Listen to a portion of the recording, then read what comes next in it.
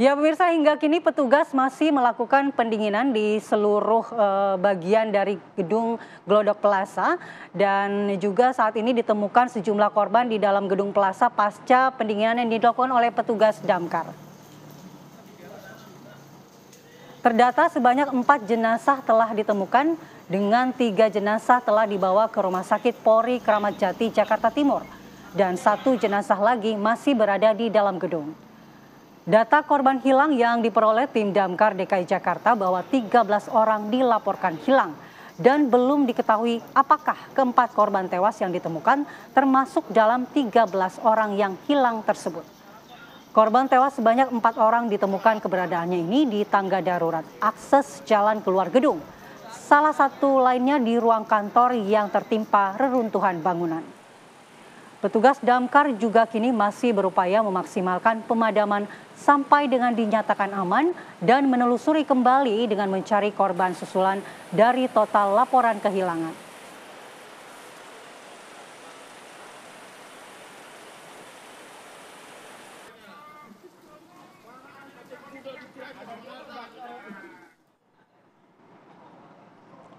Dan pemirsa, untuk mendalami peristiwa kebakaran di Glodok Plaza, kita sudah bergabung dengan rekan Adi Mulya yang sudah berada di lokasi. Selamat pagi Adi Mulya, silahkan dengan laporan Anda. Baik, selamat pagi Andi Kumala dan juga pemirsa. Hingga saat ini memang dari pemadam ini masih berusaha melakukan pendinginan. Terlebih memang masih ada beberapa korban yang diduga masih terjebak di dalam. Ya, untuk update-nya saat ini di belakang kami ini, dari pemadam ini terdapat pemadam yang masuk ke dalam untuk mengambil korban yang diduga masih terjebak, dan total korban yang diduga menjadi korban dalam kebakaran di Glodok Plaza ini, update terkini di pukul 00 tadi ini mencapai 14 jiwa. Bisa Anda saksikan pemirsa di belakang kami, memang ini api sudah tidak terlihat dan sudah tidak terlihat asap pun sudah tidak terlihat, namun dari pemadam ini masih berusaha melakukan penyisiran dan proses cek dan recheck bagaimana kemudian agar api dan asap ini sudah sepenuhnya padam di bangunan Glodok Plaza. Dan untuk dugaan sementara sumber api di mana berasal, ini masih menjadi dugaan entah di lantai 7, 8, atau 9 yang menjadi dugaan kuat sumber api berasal. Memang untuk sejauh ini bisa Anda saksikan, ini merupakan bangunan Glodok Plaza yang pada Rabu malam dilahap si jago merah dengan api yang sangat besar dan kemudian menimbulkan banyak korban jiwa yang diantaranya korban-korban ini sudah dievakuasi ke Rumah Sakit Polri Kramat Jati. Nah, pemirsa bisa Anda saksikan, ini merupakan bekas-bekas proses pendinginan dan juga pemadaman dari pemadam kebakaran yang hingga saat ini memang masih terus melakukan pendinginan. Dan bahkan saya sempat sebutkan tadi, pihak pemadam ini masih berupaya mengevakuasi korban yang diduga masih terjebak di dalam.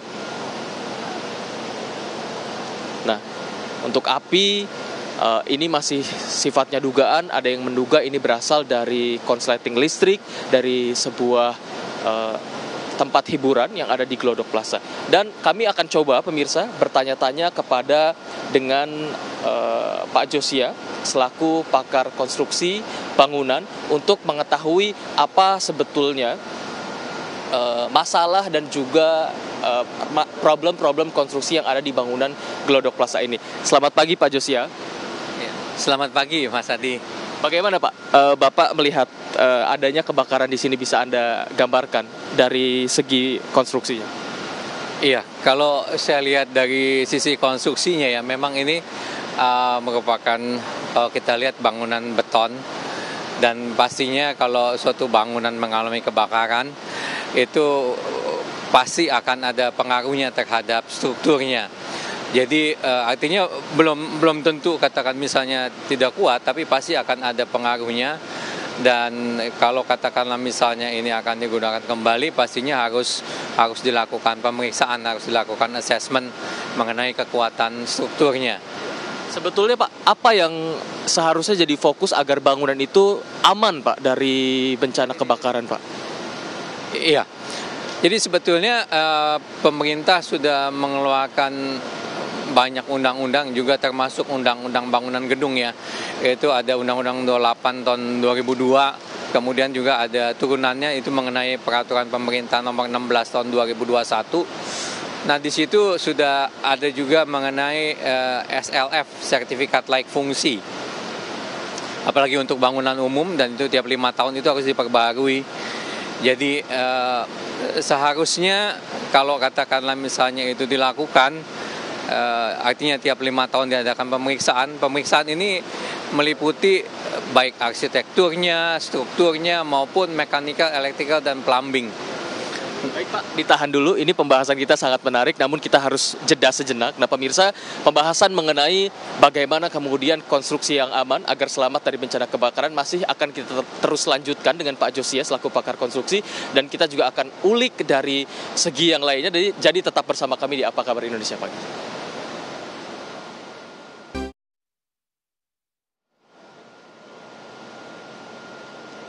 Baik pemirsa, kembali di Apa Kabar Indonesia Pagi, dan kita masih akan terus membicarakan kejadian yang cukup menyisakan duka cita mendalam bagi para korban di kebakaran Glodok Plaza yang ada di Jakarta. Nah pemirsa, infonya kami mendapatkan informasi akan ada jenazah yang kembali dievakuasi. Jumlahnya kami belum dapat memastikan berapa, yang jelas infonya akan ada jenazah yang kembali akan diturunkan dan dievakuasi dari gedung Glodok Plaza yang saat ini memang masih proses pendinginan dilakukan, dan juga dari pihak pemadam pun masih terus melakukan penyisiran. Namun untuk lebih jauh lagi kami akan coba kembali mengajak Anda berbincang kembali dengan pakar konstruksi Pak Josia yang tadi sempat sebelum jeda kami bertanya-tanya mengenai bangunan yang ada di Glodok Plaza, bagaimana keamanannya. Nah kita akan tanya-tanya nih Pak Josia, lalu bagaimana Pak untuk bangunan bekas kebakaran ke depannya, ini keamanannya seperti apa? Perlukah renovasi atau restrukturisasi yang cukup masif dalam bangunan yang bekas kebakaran ini Pak? Iya, pastinya pertama harus dilakukan pemeriksaan ya, assessment, untuk menentukan apakah bangunan ini masih layak untuk digunakan. Dan pastinya kalau katakanlah misalnya ingin digunakan kembali, ya mungkin akan ada perbaikan-perbaikan ya. Dan juga harus dilakukan ya katakanlah misalnya untuk pengajuan SLF kembali, sertifikat layak fungsi, untuk bisa digunakan. Demikian. Pak, di bangunan-bangunan atas nih kita melihat kan sebetulnya tipe-tipe bangunannya sama nih Pak. Roofnya rendah, kemudian sempit, tidak terlalu luas. Bagaimana Anda melihat ini dari segi keamanan Pak? Iya, saya belum pernah masuk ke dalam, jadi saya tidak tahu. Tapi yang Anda lihat secara kasat mata dari depan Pak, bagaimana? Artinya kalau katakanlah misalnya untuk bangunan-bangunan itu ada aturannya tersendiri. Aturan tersendiri ada standarnya ya. Kita sudah punya SNI-nya. Jadi yang mengatur mengenai perencanaan akses untuk gedung dan untuk akses ke lingkungan. Jadi itu ada aturannya, katakan kalau untuk luas sekian, katakanlah misalnya harus ada berapa fire exit ya, tangga darurat, sehingga ketika terjadi kebakaran itu orangnya tidak terjebak gitu. Kemudian juga katakanlah misalnya lebar koridornya segala itu ada aturannya. Pastinya kalau untuk tempat umum katakan ya beda dengan katakan untuk rumah atau hotel katakanlah misalnya, atau untuk mall. Nah itu ada aturannya sendiri, dan itu biasanya sang arsitek yang merencanakan. Jadi ketika dilakukan SLF itu harus dilakukan pemeriksaan terhadap segalanya, termasuk katakan akses keluarnya. Ya, akses keluar itu tuh harusnya katakanlah misalnya ada berapa fire exit, dan fire exitnya ini orang masuk katakan di tiap lantai dia bisa masuk ke ruang tangga darurat itu, kemudian exitnya itu hanya satu, keluar di bawah. Dan itu juga harus terjaga katakanlah misalnya supaya asap tidak masuk ke situ. Itu ada pressure-nya sendiri itu. Jadi idealnya fire exit seperti apa Pak? Lebih jelas ya untuk fire exit. Ya, fire exit itu di mana katakanlah misalnya tujuannya kan supaya kalau terjadi kebakaran dia bisa melarikan diri gitu loh. Jadi di tiap lantai itu ada fire exitnya. Ada tangganya gitu ya, atau kayak tangga darurat lah gitu ya. Di mana penentuan jumlahnya itu ada hitungannya sendiri. Ya. Intinya bahwa kalau ada kebakaran dimanapun, orang tidak terjebak. Dia bisa lari ke tangga terdekat. Begitu dia masuk ke fire exit itu, dia langsung bisa turun ke bawah. Nah, exitnya itu di bawah, di dasar. Jadi dia bisa keluar bangunan sehingga bisa mungkin ada tempat ekskavasinya gitu untuk kumpul. Ya begitu juga katakan di bangunan tinggi itu tiap lantai tertentu 20 atau 25 gitu itu ada excavation floor gitu ya. Di mana kalau ada kebakaran dia bisa kumpul di situ sehingga bisa diekskavasi, entah itu menggunakan ya alat-alat untuk penyelamatan yang ada gitu. Berarti sejauh ini bangunan di Indonesia apakah sudah ada yang memiliki fire exit yang secara ideal yang tadi Anda sampaikan atau masih jarang nih Pak sebetulnya Pak? Ada Pak, bukan ada, tapi harusnya itu tiap bangunan itu apalagi bangunan baru ya, itu pasti harus memenuhi itu. Jadi kalau kita ingin mengajukan izin bangunan ya, atau sekarang PBG katakan gitu, itu diperiksa Pak, apalagi menyangkut bangunan umum. Jadi kalau secara perizinan, secara teknis dia harus memenuhi itu. Artinya kita dari sisi peraturan itu sudah sangat mendukung lah kalau untuk bangunan. Dan untuk bangunan yang existing pun ya itu harus ada diajukan SLF, sertifikat layak fungsi, tiap 5 tahun. Itu nanti diperbaharui. Kenapa tiap 5 tahun? Ya karena mungkin ada perubahan kan. Mungkin tadinya katakanlah misalnya office jadi hotel. Nah itu juga pasti akan beda gitu peraturannya. Demikian. Baik, Pak Josia sangat insightful. Kita juga mendengarnya banyak pikiran-pikiran yang terbuka. Ternyata bangunan-bangunan yang di Indonesia memang harus perlu dikaji lebih jauh lagi pemirsa, seperti yang Anda dengar tadi adanya fire exit yang mesti lebih ideal lagi untuk satu pintu, kemudian memudahkan jika ada korban-korban kebakaran yang terjebak dan berusaha untuk keluar. Kita akan kembali lagi pemirsa di Apa Kabar Indonesia Pagi, tetap bersama kami.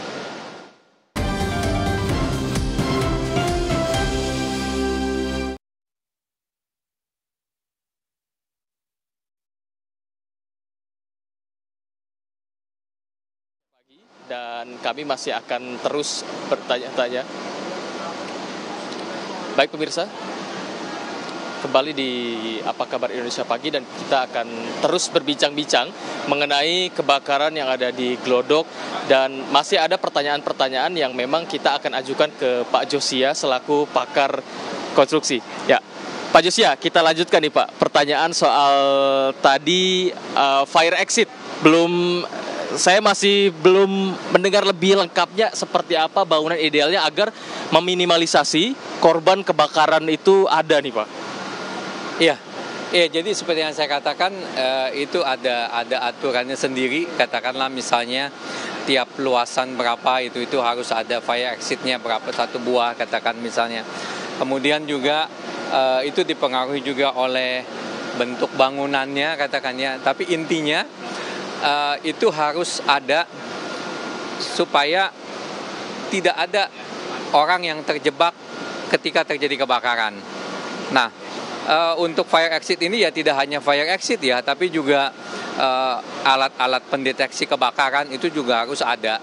Jadi alat pendeteksi kebakaran harus ada, kemudian juga APAR atau alat pemadam api ringan yang portable itu juga harus ada.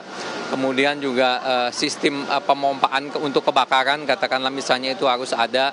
Kemudian juga untuk kabut air atau sprinkler itu juga ada aturannya tertentu. Dan mengenai kelengkapan ini harus di-update gitu. Itu seperti saya katakan tiap 5 tahun itu harus dilakukan pembaharuan untuk SLF-nya, sertifikat layak fungsi, dan sebelum ini keluar itu dilakukan pemeriksaan assessment mengenai item-item itu tadi. Ya tidak hanya yang mengenai dengan kebakaran, berhubungan dengan kebakaran saja, tapi juga termasuk strukturnya, termasuk arsitektur. Arsitektur ini bukan artinya penampakan gedungnya saja, tapi arsitektur itu meliputi katakanlah misalnya sesuai enggak dengan fungsinya. Saya katakan sesuai dengan fungsinya, katakan misalnya kalau ada perubahan, misalnya perubahan itu menyebabkan suatu kumpulan massa yang lebih besar katakan.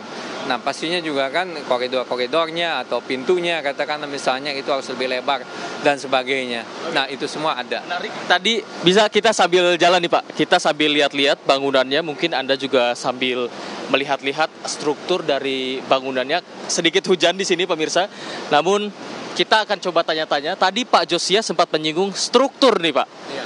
Lalu sebetulnya struktur apa yang paling penting Pak dari suatu bangunan agar ketika kebakaran terjadi memang minim korban jiwa Pak? Ya, kalau strukturnya itu pastinya harus kuat ya. Harus kuat tidak hanya untuk kebakaran saja, tapi secara umum dia harus kuat. Dan juga katakanlah misalnya dia harus tahan sekian jam ketika terjadi kebakaran. Ya seperti katakan kalau ini struktur beton. Beton itu relatif dia lebih tahan dibanding dengan struktur yang baja atau kayu ya. Jadi kalau di sini, kalau dari sisi struktur, yang jelas dia nggak roboh ketika kebakaran. Kemudian juga, tapi pasti dia akan ada pengaruhnya, dan untuk itu harus dilakukan assessment.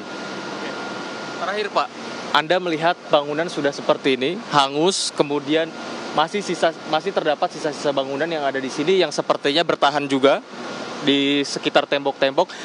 Kedepannya harapan Anda seperti apa jika kemudian nanti bangunan ini digunakan kembali untuk aktivitas maupun untuk kegiatan masyarakat yang ada di Jakarta?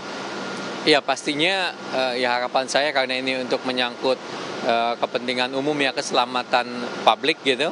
Jadi harus dilakukan assessment ya, pemeriksaan oleh yang berkompeten untuk memastikan apakah bangunan ini masih tetap kuat dan bisa tetap digunakan. Ya mungkin ada perbaikan-perbaikan atau perkuatan-perkuatan, tapi artinya ya hal-hal itu yang harus dilakukan.